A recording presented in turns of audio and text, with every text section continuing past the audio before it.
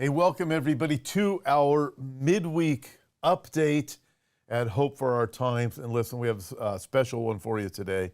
And listen, things are looking pretty bad. Of course, there's always good news because we know the end result. We know Jesus is in it. But as we look at all of the news that's coming out, we're going to talk about where some things are going. And I have my special guest that's going to join us right now. Please welcome from all the way from Israel, David Towle is joining us. David, thank you for joining us and taking time out of what a life you have going on there. Yeah, a lot of balagan going on, a lot of mix-up going on. But thanks for having me, Tom. And it's good to have this kind of way to reach out and kind of share what's going on with people that kind of must be seeming really, really weird to a lot of people over there. But we're here to kind of line up some of the things and explain some of the things that are going on. Yeah, and and there's some very bad misinformation that is circling the entire globe, and I'm really concerned about that too. I remember going back a couple of years, you were concerned about the propaganda war, and here we are. It's increased significantly. So yeah, we're in the middle of the battle zone on that one, and I'm going to say this: there is a war on truth that's happening all over the place, but this is. I mean, there was a Cold War on truth and has been for many, many years. But this is now a open shooting war on truth. We can talk about the event that happened at the hospital as a good example about how that works. But I'm going to say this, and I think our viewers will connect to this. God is truth. So if you want to fight God, you fight truth. Satan is the deceiver. That's how he fights. And again, very clearly, and we can see this really now, it's a war between fake, wrong, lies, and truth. And again, it's a bigger war than just what's going on the social media. Well, that's such a great way of putting it. In fact, you've given me some more things to think about, and I'll have to quote you in the future with this war on truth. God is truth, Satan is a deceiver, hence there's a war on truth from the deceiver. So I'm going to ask, pardon me? And everybody that works for him. He's got a whole team of media influencers and all kinds of people. So he's in the war. Yes, he is. He's the prince of the power of the air waves and takes over everything. Listen, I'm going to ask you in a few minutes about what's going on with Hezbollah in the north, and then the Biden administration. I'd like to know your thoughts on it because I'm hearing so many different things, reading different things. Why is Biden suddenly seemingly supportive of Israel when 2 weeks ago he was not? So I have a lot of things I want to ask you about, but before we get to those, let's start with this, what's going on in Gaza right now. I'm going to pull up a map here, and it shows rockets in Gaza launched by Hamas and rockets that land in Gaza that are launched by Hamas. And then I'm going to ask you about the hospital. We're going to start out with this war on truth. Can you guys pull up the map? First of all, yeah, that one. So David, we look at that map, and it's pretty, I mean, you can tell what's going on.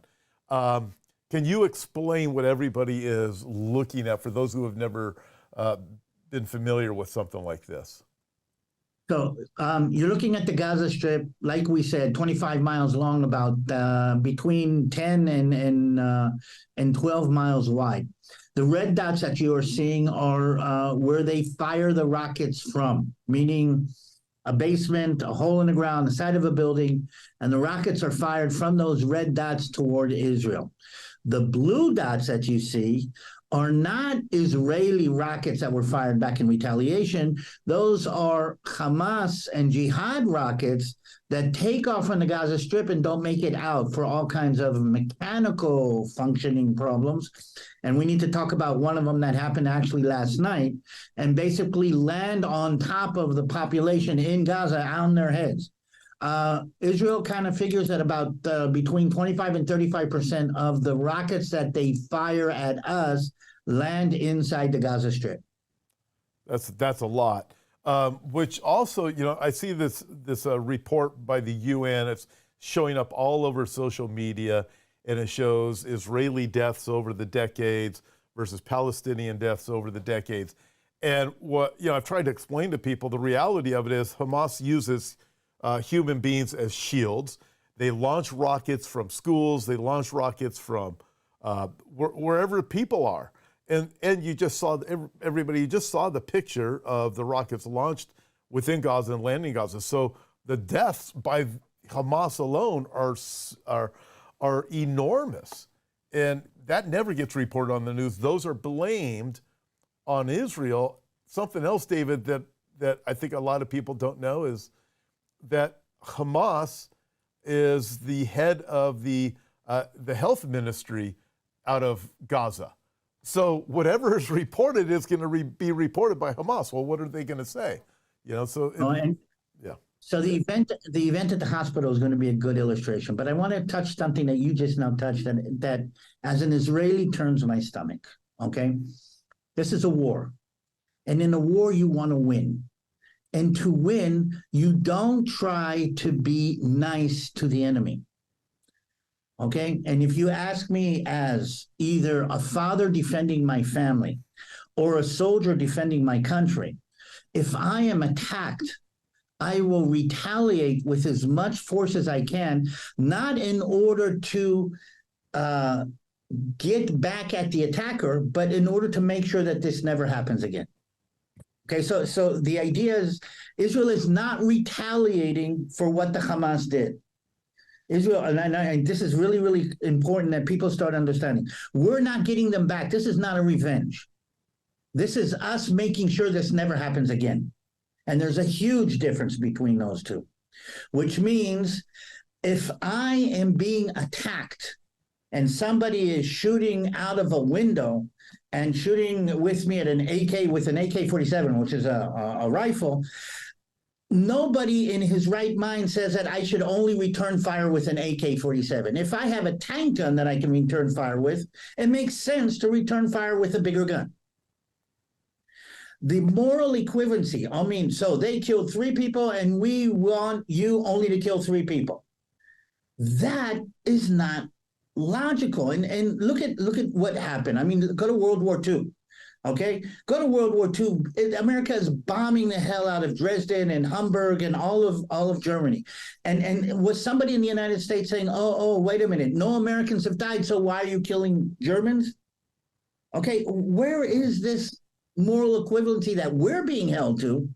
It's not fair that they attacked us. We didn't attack them. We didn't go into their house. This whole thing started with them. And if we reply with overwhelming force, what's unmoral about that? Yeah. Why do I have to defend my family and be very careful not to offend anybody? I don't understand. It's absurd. Well, also, if you actually took that approach, well, they killed 3 people, so you only killed 3 people. Well, here's the problem. They came in and beheaded babies. So do you go, well, we're going to then go into Gaza and behead the babies of the heads of X amount of babies then? It's a ridiculous argument. It's a sick argument when they're actually going after civilians. And that's not what Israel's doing. Yeah, and here's the thing. Why aren't you warning us? Oh, yes, we are warning you. We told you, get out of Gaza because there's going to be a war in Gaza.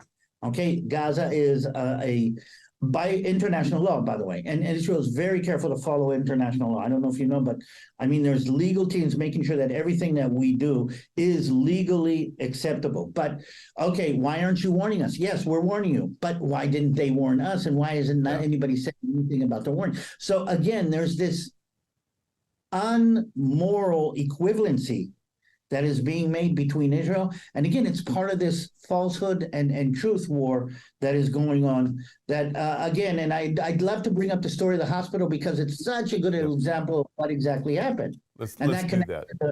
Let's do it. Then we'll get into Hezbollah in the north and what's really going on with Biden in a few more minutes. But let's go to the hospital right now. You want to have the picture pulled up? No, let's start off with the beginning, okay? Because let's do that. Yesterday, the media exploded with Israel hits a hospital in Gaza, more than 500 people dead.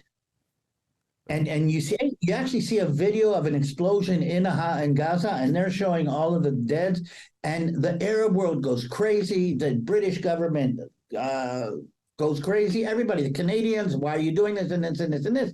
But here's the thing: I know we've never targeted a hospital, and I know that even if a pilot got a command to do that, he wouldn't push the trigger. So I'm saying to myself, wait a minute, this doesn't make sense. And we start going into it a little bit, but the whole world, there's riots all over the Arab world, the Western world is going, everybody's condemning Israel. A few people are saying, wait a minute, something's not right here. And then we start getting the pictures of the site. Okay, and let's see if we can do that. And let's see if I can go into this a little bit. Let's pull up this picture so everybody can see it. There we go. So what was hit was not actually the hospital itself. The hospital itself is in the background, in the foreground of what we're looking at. But what you're looking at is the parking lot of the hospital that was used as a place for people to hide away in Gaza. And I'm looking at this picture and I said, no, something's wrong here. Because if Israel had dropped a bomb on that parking lot, let's say, there would have been a huge crater in the middle of that parking lot. Do you see a crater? Oh, yeah. Great. Yeah. Do you see a crater? In fact, no, definitely don't see a crater there. I can see the pavement isn't even broken. And if an Israeli bomb had dropped in the middle of that parking lot, all of those cars would have been turned over upside down. Think about cars are all still there.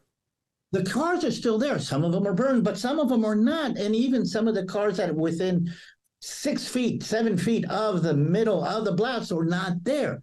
So this is not an explosive blast, if you're following where I'm going. And I'm saying, no, this doesn't go with Israel's way, and doesn't go with the way Israel works, and there's no reason for that.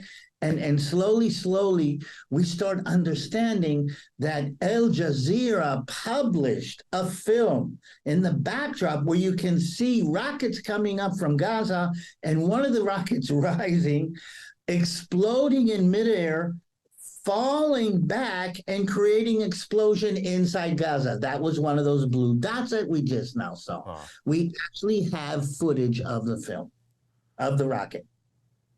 And all of a sudden, everybody, but here's again, the Arab world doesn't want to hear this. The Western world doesn't want to hear this. They've already condemned Israel for doing this. Biden is on his way here. He was supposed to meet with the Egyptian, the Jordanian, and the Palestinian prime ministers while he was here. They canceled that because of this bombing of the hospital. And then we get the footage that comes out, and anybody who looks at that realize that's not a bomb blast. Not only that, where are the 500 people that were packed in there? I mean, if I stood them back to back inside that parking lot, I'd have a hard time fitting 500 people in there. So how did you get 500 casualties? That's also weird. And then Israel published a conversation between two Hamas operatives that we have, eavesdropped or hijacked or picked up on our surveillance system. It's one Hamas guy talking to another Hamas guy and saying, what happened? And the other Hamas guy says, it was a rocket. And the first one says, but where did the rocket? And he says, well, we checked the place where it hit. It's not the shrapnel that's usual in the Israeli bombs. It's our shrapnel, meaning it's local shrapnel. And he says, what do you mean? How did that happen? He says, the jihad fired the rocket from the cemetery behind the hospital. They're talking between themselves. They don't know anybody's listening to this. And he says to him, what cemetery? And the other guy says, the cemetery behind the hospital. You come out of the hospital, it turns out both of them know where they're talking about. And he says, wow, and the rocket fell on them? And he says, yeah, it's a Jihad Islami rocket. Wow. And, okay, so they fired a rocket, probably not on purpose, but it misfired and fell on, probably killed a lot of people, probably not 500. And the Hamas leadership says, we've got a media coup here. We're going to use this. We are going to use these dead bodies and this terrible, terrible, terrible mistake. We're going to use this in the media war. So they publish it all over the world. The whole world gets on Israel. And then when we publish the video, the evidence, the conversation, and people start realizing, then no, It's false news, it's false this. And again, the truth doesn't really matter. And again, we're going back to this argument between falsehood and truth. And the falsehood is carrying more weight and changing the narrative more than the truth. And if we are Christians and believe that truth is connected to godliness, we should be really, really worried how the falsehood is being spread in such an easy and convincing, and how many people are so willing to accept it and eat it up and gobble it up like it is, like it is true. They do. They just eat up the lies. They're tasty morsels, as Solomon wrote, to people who are willing to be deceived. And I'm watching it all over the Western world. As of now, still most places have not retracted their publication, haven't said anything. In fact, some of the organizations are now being, I look at it as just being exposed as anti-Semitic. And so now they're saying, well, now there's some sources that say it was Israel, some say it was Hamas, but it wasn't even Hamas, it was Islamic Jihad. But I mean, they still won't admit it, even though the facts are out there. It's just this constant lies. But Tom, we're supposed to be godly people. And if we are godly people, there is such a thing as truth. But what the media is doing is, okay, there's two sides to the story. There's two truths, okay? This one is saying this one is saying that. But if you are a man that takes truth seriously, if you're a person that takes truth seriously, there is a right and a wrong. And here's the problem. I'm hearing more and more people, including people that I respect, family members. I've got a new family in the States now. Family members who are saying, yeah, but I mean, those poor Palestinians, yeah, they are poor Palestinians, okay? You have to understand this in the context. Yes, if you understand in the context, they're even poorer than you think. Oh, yes, I mean, every side has its narrative. And in the hospital story, it is being conveyed as this is the Israeli narrative and this is the Palestinian narrative. And none is better than the other. That is what we have to fight against. They just refuse to listen to the truth. People have, they have a goal. Their goal is anti-Semitism. Therefore, they're not going to receive the side of truth. They're going to receive whatever it is that fits their anti-Semitic agenda. And that's what I see happening. Let me ask you this real quick, and then I want to get to Hezbollah and Biden. And I also want to ask you a couple of things going on in the Judea-Samaria area, AKA West Bank. But how can people connect with you? Balagan Connection? Well, first of all, the Balagan Connection, and maybe in connection to what we're doing right now, I've started a new series yesterday of short 3-minute, 4-minute videos on the lies. I call them what is true and what is false about the Gaza Strip. What is true and what is false about the Hamas? What is true and what is false about the hospital story? And we're going to go one after the other. Those are little pieces of ammunition, and I've wrapped them up in explosive and truth explosive, and I'm going to be kind of kicking those out. And please, I'm looking. I mean, spread the word. They're short. They're concise. They're clear, and they are very, very truthful and everything, and that needs to be spread. Yep. And the Balagan Connection, David Tal on Facebook also. I mean, I love subscribed. We need your subscriptions, and we need to spread the word. Okay, so the videos you just started, they're also on Balagan Connection? They're also on Balagan Connection, okay, both on YouTube and on Instagram. Okay, I know we're doing our best to repost everything that you're doing. So thank you very much. Tell them to subscribe. Guys, subscribe. I need subscription because it helps the algorithm. Yes, thank you. In fact, listen, the only way we can get the word out there is like, share, and subscribe. It's the only way we can get it out there, and it's free to do all three of those things: like, share, and subscribe. David's channel, Balagan Connection, but also this one, Hope for Our Times. Like, share, and subscribe. Again, it's the only way we can get out there. Absolutely free to do those things. And it's a way that you can just stand with Israel, show your support, and it lets me know that you appreciate what we do here to bring you the truth also. So we really appreciate that. Thank you so much for doing that. But those three things: like, share, and subscribe. Okay, David, Hezbollah in the north. What's going on? What's the latest? Um, the new term that I've learned lately is brinkmanship. They are on the brink, and they are trying to keep it on the brink. A little bit of an overview. Hezbollah is a pro-Iranian proxy, funded, trained, supplied by the Iranians. They sit on the northern border in Lebanon. They've de facto taken over Lebanon. Think about a drug cartel taking over a country in South America.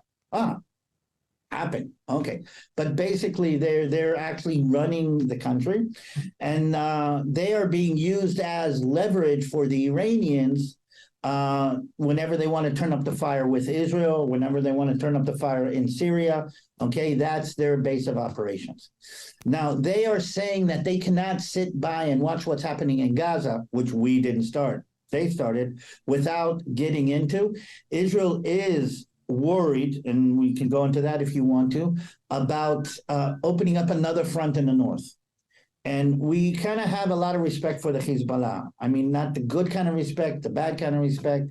They're well-funded, well-armed, and the battle with the Hezbollah will be a serious battle. And Israel at this moment would rather deal with the problem with Hamas in the south and not to have to deal with two fronts. So, but the Hezbollah has been pinpricking, meaning it hasn't pulled out a full-fledged war, but it has fired a couple of anti-tank rockets into civilian communities as as a result of what happened in Gaza. Most of the area in the north has been cleared out. You've been up there at Dan, the kibbutz, or Kiryat Shmona, and Rosh Hanikra, and all of those areas have been cleared out. Okay, kind of anticipating some kind of war. Israel has mobilized a serious amount of forces into the north.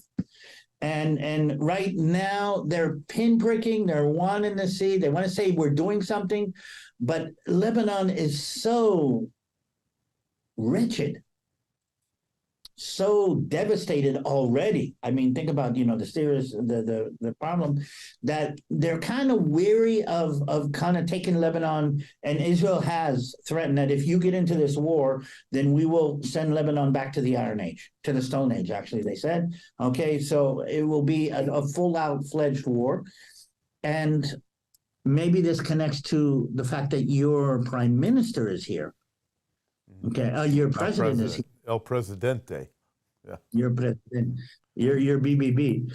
But the reason he is here, basically, among other things, is that the United States has made it very clear that they're staring down the barrels of the Hezbollah in the north, and they're telling them stay out of it. And that's a whole different dynamic. So right now we're on the brink in the north.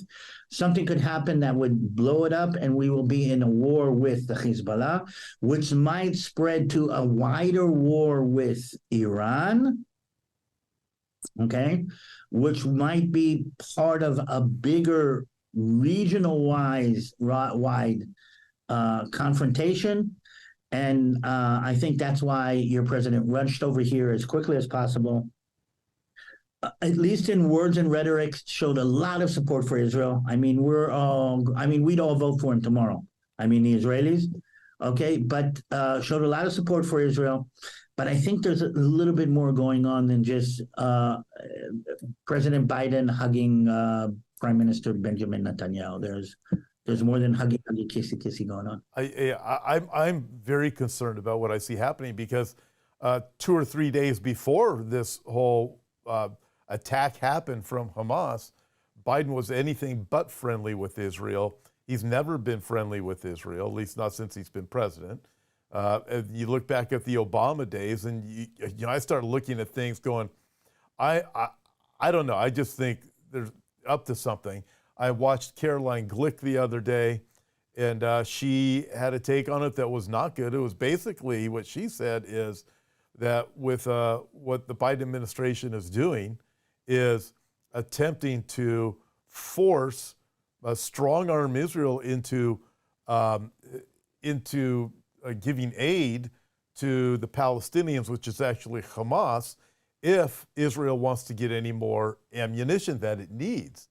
And you know, the way she described it was very concerning to me. And I don't know. I haven't trusted the Biden administration. On my end, I'm sure his numbers are going up here in the States too, because people are thinking, wow, Biden's actually doing something. You know, so I'd like to get a little bit more of your thoughts on what else, you know. This is a channel that specializes in prophecy, if I remember correctly. Okay, Yes. so I'm going to zoom out to the prophecy level for a minute, and let's see if we can kind of tie parts of this together.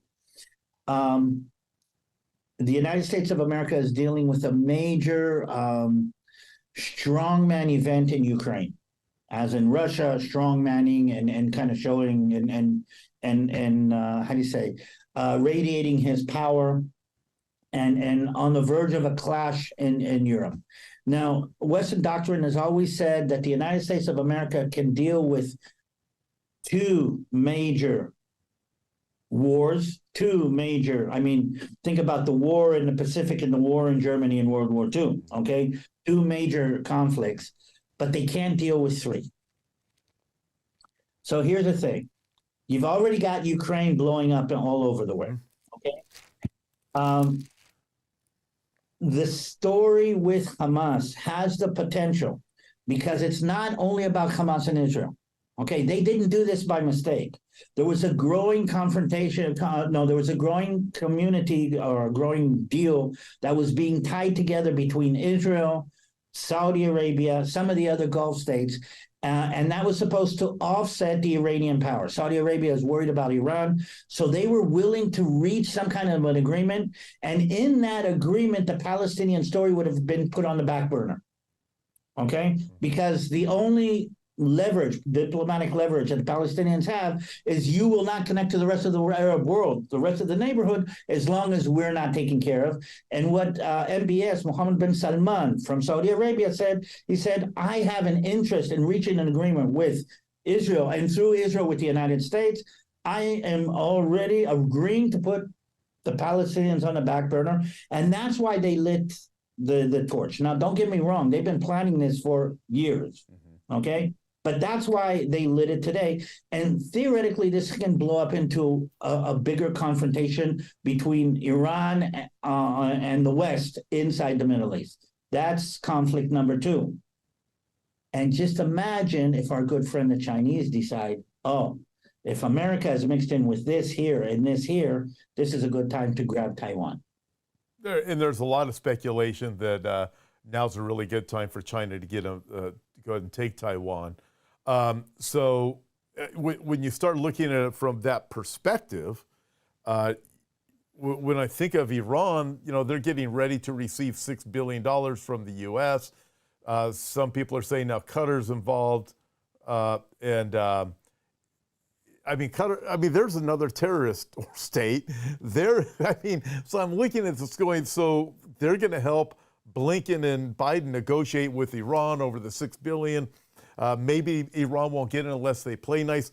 I don't know. There's just too many different things going on here. And then we have the two carrier groups over in the Mediterranean are heading that way. So I think what your administration said is, wait a minute, this is an explosive situation. We need to put a lid on it. And the way to put a lid on it is to bring a big stick to the Eastern Mediterranean and say to Iran and to say to Hezbollah, as a result, stay out of this. Here's our stick. Okay, that's fine. All right. But having a big, anybody who's been in any kind of, neighborhood brawl knows that the big guys, as big as they are, need more than a stick. And you have to have a stick, but you have to be willing to use the stick. And even having a stick and not being willing to use it means you basically don't have a stick. Yeah. And the United States of America is going to be tested. And again, the Iranians and the Hezbollah know this, is going to be tested. And what they're doing, and again, what they're doing with Israel is, okay, we've got a bigger stick than they do, but we don't want to use it yet. but they're testing how far they can push. So there's a couple of rockets here, there's a couple of rockets there. So they're testing how this can be pushed. Okay, I think the United States of America is going to be pushed on that one. Okay, and here's the thing: if you show weakness, and I'm saying you as Americans here now in this situation, because you've already showed weakness with the Saudis, you've already showed weakness with the Ukrainians. If you show weakness, it's going to be the end of the United States of America as the world's superpower. I could definitely. I don't have any confidence in the Biden administration. You know, I see, big stick, and I just don't see it being used. But you know, time is going to tell what's really going to happen. I want to ask you something else about Gaza in just a second. But first of all, I want to thank everybody out there just for your financial support. You're helping, partnering with us, and it really helps us to be able to continue with just opportunities like this to talk with David and other people too. And it reminds us, ultimately, we know how this is going to go. We have our hope in the Lord Jesus Christ, and we're going to get some really cool things that are developing right now that nobody's talking about too, because we do have hope, and we know this isn't going to be how it ends, but we know this is part of it as we watch everything that's developing. So I just want to thank you guys. David, let me ask you this. When I look at Gaza, when I look at the Bible, Bible prophecy, I know that Zechariah chapter 12 is very clear. Zechariah chapter 12 says, "The burden of the word of the Lord against Israel. Thus says the Lord, who stretches out the heavens, lays the foundations of the earth, and forms the spirit of man within him. Behold, I will make Jerusalem a cup of drunkenness to all surrounding peoples when they lay siege against Judah and Jerusalem. And it shall happen in that day that I will make Jerusalem a very heavy stone. For all peoples, all who would heave it away will surely be cut in pieces, though all the nations of the earth are gathered against it." So there's certain prophecies that are still going to be coming about. All the nations of the world are going to be gathered against Israel. However, good news in that passage, God goes on to say, every man's going to be like David was, fighting. He's going to be able to take out the enemy. Although outnumbered, Israel's going to be victorious. I know it's going to happen. I also know when I read other passages in the Old Testament about what's coming and can connect them with the New Testament, Israel's going to enter into a place where I believe Hamas is going to be eliminated based on a few Old Testament passages. Or the threat, I should say, the threat of what they've been doing. I don't know if that's going to happen right now or if it's going to be in the future. Same thing with Hezbollah. But when I look at Gaza, if Israel doesn't take Gaza back, like go back to pre-2005, it looks to me like they're just going to continue to have the same problems. And from what I hear from the Biden administration is just lay down your arms and pack it up in Gaza and back out. Well, Biden administration is trying to tie a weight to our back foot and kind of make sure we don't go too far, too hard, too straight, and too strong. They don't want to look bad as connected to Israel, and Israel goes all out. The thing is, though, that we understand, just like anybody who's ever grown up in a bad neighborhood and had to deal with bullies, that bullies have to be afraid of you. Otherwise, they'll keep on bullying you. Meaning, every once in a while, you got to stand up and you got to hit them back. Otherwise, you're going to keep on and keep on and keep on. Hamas is making it very clear. They want Israel destroyed.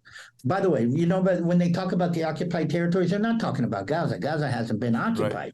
Right. Yeah. Well, they're talking about all of Israel. Well, thank you, because even here in the West, I read it in newspaper articles and other places, and these guys who have no understanding of history will claim of Gaza is occupied. That's just totally absurd. But anyways, thank you. I'm just glad you said that. But anyways.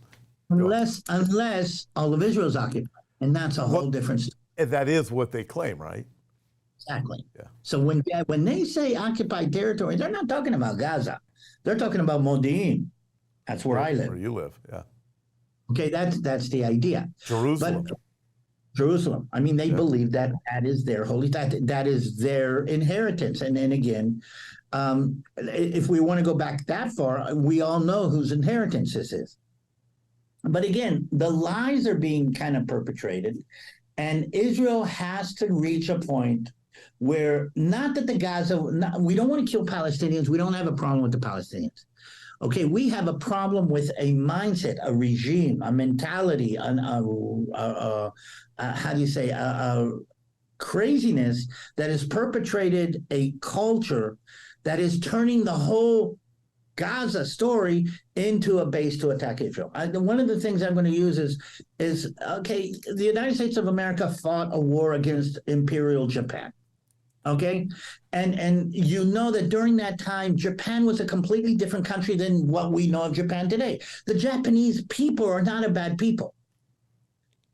I mean, they have wonderful paintings and they have good food. I mean, who can argue with sushi? But for many years, the mentality, the imperial Japanese mentality permeated this whole culture and created a culture that was in love with death and wanted to conquer the world. So it's not that all of the Japanese, I have no problem with the Palestinians, but I do have a problem with a government that says you should die because you're a Jew. That I have a problem with. And I'm going to make sure that anybody who says that is not going to live on my doorstep and be able to threaten me ever again. And that is what I want people to understand. I want people to understand that this is personal. Somebody entered my home, raped my wife, killed my mother, and stole my children. This is what Israel feels today. Well, exactly. So what are you going to do, Bo? Any person that's a man is going to do something about it. So when I hear the rhetoric that comes out from the Western news media, it really is troubling to me. Let me come back to that in a second. By the way, I just want to let you know this. Monkey is going to be joining me at 2 o'clock Pacific time. So it's going to be on the app only, exclusive on the app. So make sure you hop on over there when we're done here and join us there live with Monkey. Again, app exclusive, hopeforourtimes.com. So, by the way, when you're on, ask him where the Gerald Ford is. I don't know. Okay. I mean, he knows where they are. I don't know where in the Eastern Mediterranean. I'm kind of curious to see how close it is. I'm going to ask him. It's going to be live, so in just a few minutes, so I will. I need to get both you guys on at the same time sometime. So I know he would love it. You guys, you were his guide when he was in Israel last year, for twice actually. Yeah. No more guiding for a while, Tom. That's another issue. No more guiding for a while. Let's get to some. I want to get something good here, because you when we look at, I look at some really neat things. Your brother has a ministry where he's really doing some wonderful things. Your wife has a ministry doing wonderful things. Sammy from Sarel, and some of the things that are happening that I think we can wrap our minds around and say, okay, this is good stuff that's happening. What's your brother doing, for example? Well, let's zoom out and then kind of bring it back in.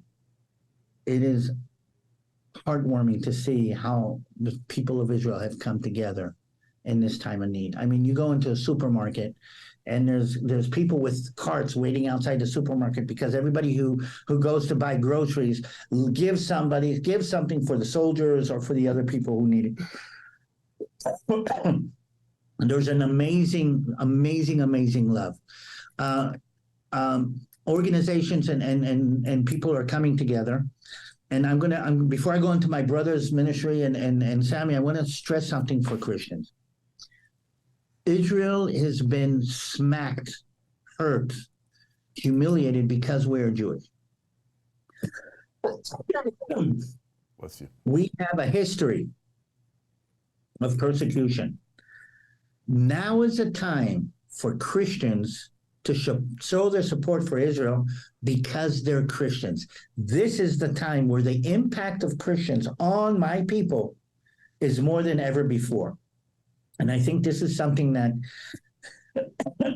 people need to connect to and understand. Samuel Smadja actually runs the community, the congregation that I grew up in. They're putting together meals and volunteering for people who are in need right now. Different Christian organizations are flying in military equipment that I know that different units need. I mean, we've called up all of the population. I don't know if you know, everybody in Israel is in the army. So we were missing body armor and mattresses. And organizations all over have been flying this in and spreading them out. And Netiva is a ministry that my brother has actually been a part of for years, that actually disciples young Christian Israelis before they go into the army. It was a pre-army preparation, because going into the army is our rite of passage. It's like your kid's going off to college. So he was doing discipleship about pressure, about sexuality, about drugs, and preparing them for going into the army. He's been doing it for 20 years. Everybody who's gone through that program is now in uniform, because the ones who are in the army are in the army, but all the rest are in reserves. So what now Netiva is doing is going and supporting these army kids, these young Christians, wherever they are in any of the units. They're all, many of them in combat units on the line, ready to go in right now. And they're going all over the country. I've been trying to connect to this, but they need drivers, so I'm going to be driving some of this. So they bring in supplies from somewhere, organize it, and drive it to this unit, or bring in food, or this unit needs dinner this evening, so they drive that out. And now all the people that he's trained and discipled are now being supported by Netiva. You can connect to Netiva through my website or through a ministry called Gihon Springs. Check it out. And again, I'm going to stress this. Christians need to show who really supports Israel, who really loves Israel, because we feel that this is just another religious persecution. Those women and children died in those homes because they were Jewish. Mm-hmm. Yep. We need Christian support now more than ever. And I want to say this, Christian impact, anybody who's been on a tour with me and has heard me say this, the fact that Christians support Israel because of their Christianity is a huge surprise to most Israelis, because traditionally we think the Christians hate us. Mm-hmm. This is a time to show that not all of the Christians hate the Jews. And this is... Amen. So we have the Gihon Springs link included in the description, everybody. So because people are asking me, David, constantly, what can we do? What can we do? Genuine believers really want to know. And here's a way. And again, I want to just reiterate this, because there is a lot of, David, what I see developing, I know other of your friends, their pastors, see the same thing developing. There's a genuine church of people who really love the Lord, and there's a fake church. And we can see it side by side right now, and really getting exposed for truth versus lies. And I want to encourage everybody. I know most people who watch this channel love the Lord. Many have been to Israel with you and me. And it's this in Gihon Springs, great opportunity right there. And Gihon Springs both connects with the two other organizations that David was talking about, the one with Sammy and the one with his brother. So everything is there in the description for you guys. But remember, we need to pray for the peace of Jerusalem. God never slumbers nor sleeps. And when you start looking at the Bible, you know, I cannot help think, it's Psalm 137, David, if I forget thee, O Jerusalem, may my tongue cling to the roof of my mouth. But then it goes on and says how there's the other people that are saying about Jerusalem, raise it, burn it down, tear it down. That's what most of the world seems to be saying. And may we stick with you. And I want you to be encouraged right now also. And please tell your brother, Sammy, anybody else, people that don't even know us, that we will, and those who partner with us at Hope for Our Times, we will do all that we can to reach out, get the message out there, which again, everybody, like, share, subscribe to both David's channel, Balagon Connection, and this channel also, Hope for Our Times. It's the only way we're going to get the word out. But let's do this together, everybody. Let's support Israel. There's naysayers out there. There's haters out there. Don't worry about them. Let's do what the Lord would have us do, living by his word. Truth, truth, truth. It's all about the truth. Amen. Thank you, everybody, for joining us. David, I'd love to give you more time, but I found out I already went over, and I got Monkey coming up, so I got to go. Join us, Monkey, live on the app only, or hopeforourtimes.com. So check it out there, website or app only. You won't see it anywhere else. See you, everybody, and I'll be talking a lot more over the next few days. Thanks a lot. Say hi to Monkey for me. Will do.